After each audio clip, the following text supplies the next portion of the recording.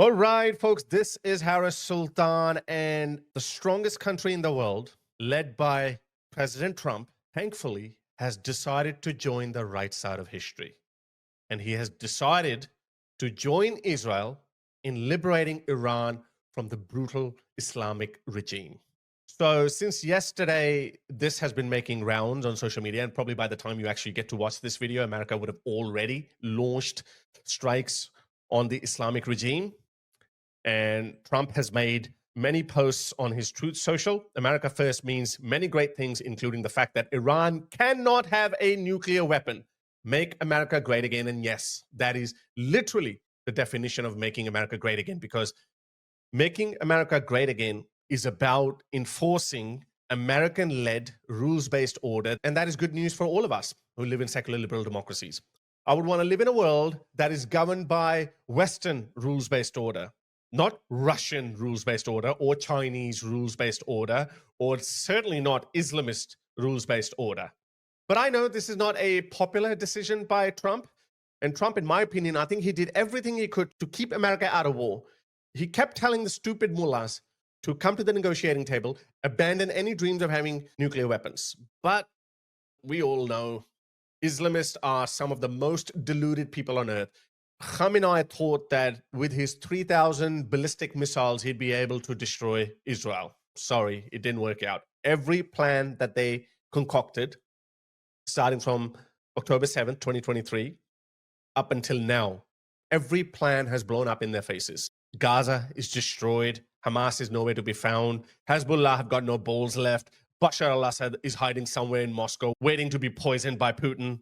And now, the last piece of the puzzle, Khamenei is hiding in his bunker somewhere, thinking that the West doesn't know, thinking that the long arm of the law cannot reach out to him. But I'm sorry, I got news for you. This is what Trump said. We know exactly where the supreme leader is hiding. He's an easy target, but is safe there. We are not going to take him out, kill. At least not for now. Hate him all you want, but sometimes he does things that actually really please you if he's agreeing with your side of the argument. But we don't want missiles shot at civilians or American soldiers. Our patience is wearing thin.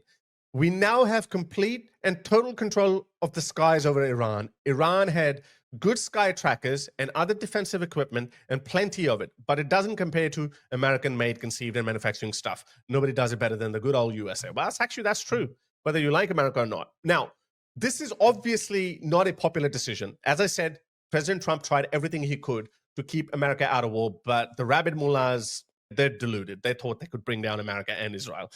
And a significant chunk of MAGA is trying to make life difficult for President Trump, led by this idiot, Tucker Carlson.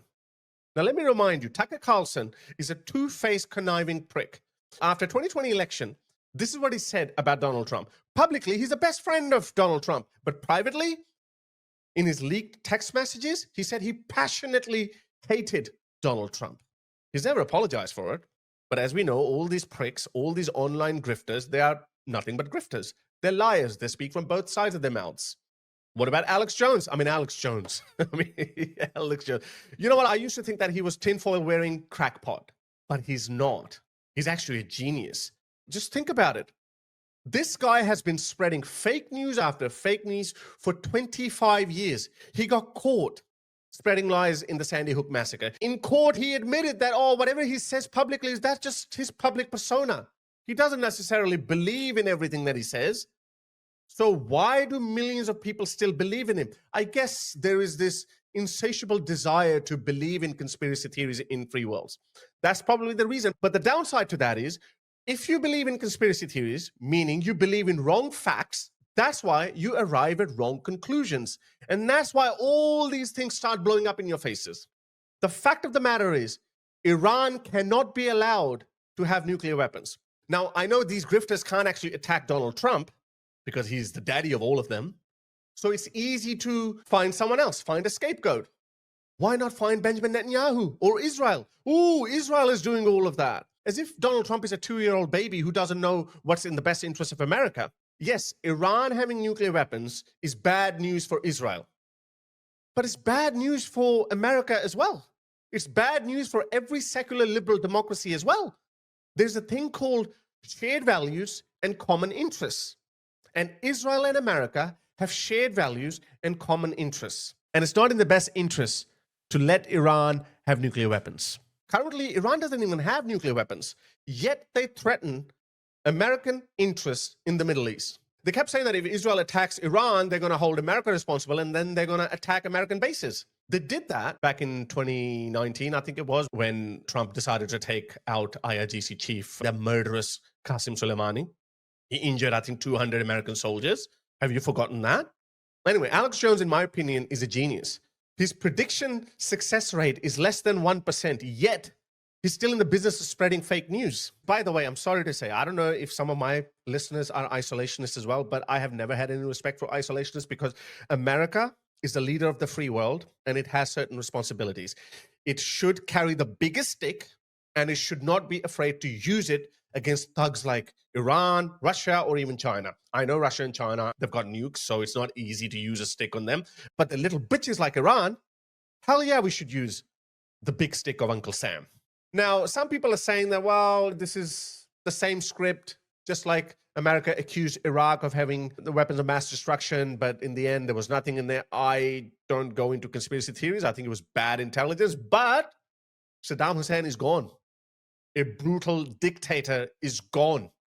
The world is better off without Muammar Gaddafi, without Saddam Hussein. And the world would certainly be better off without Khamenei and the Islamic regime of Iran. And by the way, this is actually a very popular movement. I don't have the exact numbers, but some surveys have said that the Islamic regime of Iran only enjoys less than 9% support of the Iranian public. They are waiting for the return of their king, Reza Pahlavi. And Reza Pahlavi, let me quickly play this clip. It's about 3 minutes long. It's got subtitles.